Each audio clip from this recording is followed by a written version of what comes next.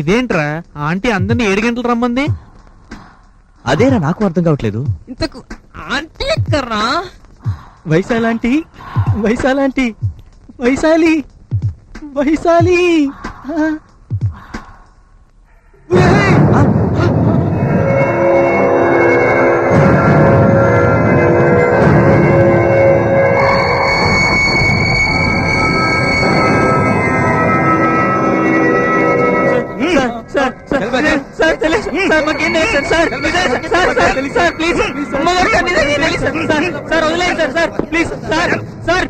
నగరం నడిబొడ్డున ఉన్న ఆనంద్ నగర్ కాలనీలో పేలుళ్లు సంభవించి ఉద్రిక్త పరిస్థితి ఏర్పడింది.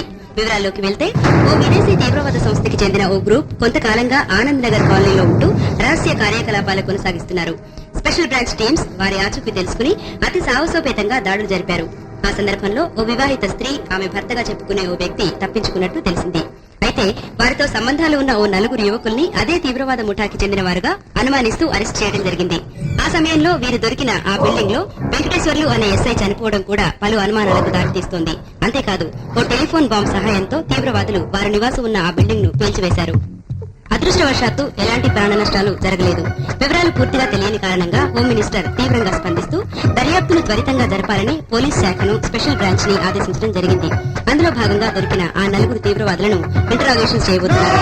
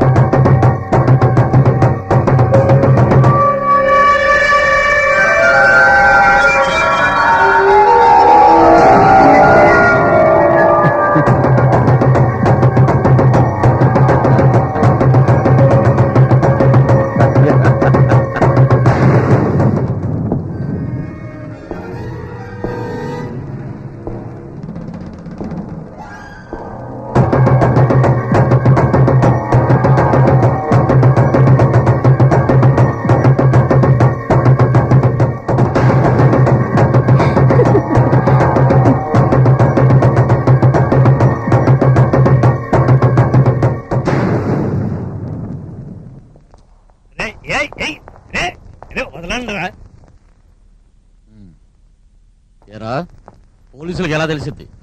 నువ్వే చెప్పావా? ఓవర్ యాక్షన్ వద్దు. నేను రొటీన్ గా కనబడే కమెడియన్ కాదు. హైట్ తక్కువనా, చాలా డెప్త్ ఉన్న మనిషిని. వీళ్ళకి క్రిమినల్స్ డబ్బు కొట్టేస్తా, ఎవ్వరికి డౌట్ రాకుండా ఎక్కడో ఒక చోట రాసేస్తా. అది మన సెకండ్ బిజినెస్. నువ్వు సీతయ్య కాదు, జాకాలివి. నీ పేరు ఆయింట్మెంట్ తప్పారో కాదు, బ్లాక్ క్యాట్.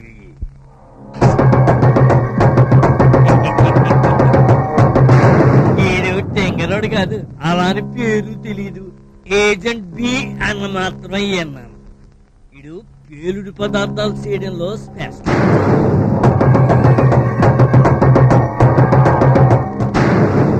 శివరాఖరికి నువ్వు వైశాలు కాదు, ఏజెంట్ ఎక్స్వి.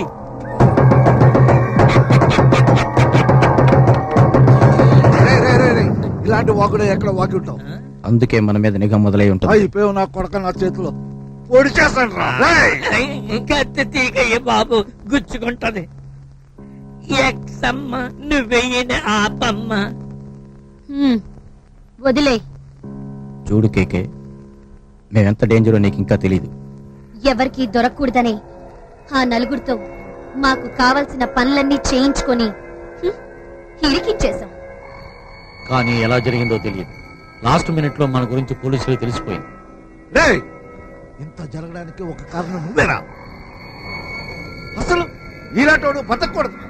సరే, ఇక ముందెప్పుడు అలా జరగదు. అవును, ఇప్పుడు ఏం జరగబోతుంది? జరగబోయేది నరమేధం, జరిపించేది ఈ మారణాయుధం.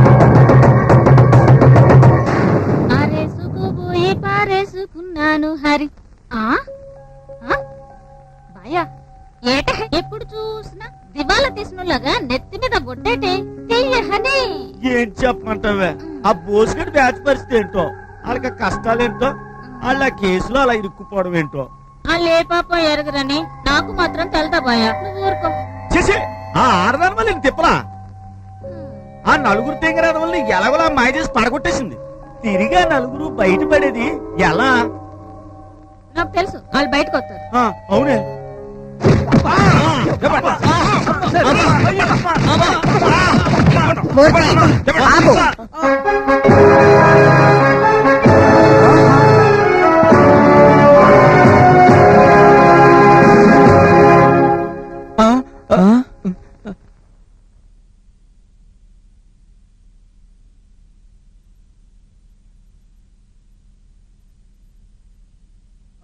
చెప్పండి, మీరెవరు? నీకు తెలీదా?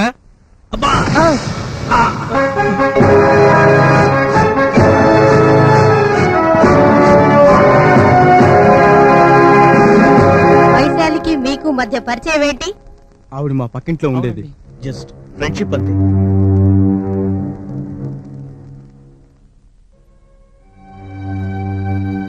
ఫ్రెండ్షిప్ అంటే డబ్బు తీసుకుని ఆమె చెప్పింది అలా చేయడమా? మీరు అబద్ధం చెప్తున్నారు. ఆ గ్రూప్ తో మీకు చాలా దగ్గర సంబంధాలున్నాయి. ఇదంతా అబద్ధం. ఏంటి, ఆ కాలనీలో మీ గురించి అందరూ ఇచ్చిన స్టేట్మెంట్స్ అబద్ధమా? అవును, అబద్ధమే. చెప్పండి, వైశాలి మూర్తి అనే దొంగ పేర్లతో నకిలీ పాస్పోర్ట్ తీసుకురావడము అబద్ధమేనా?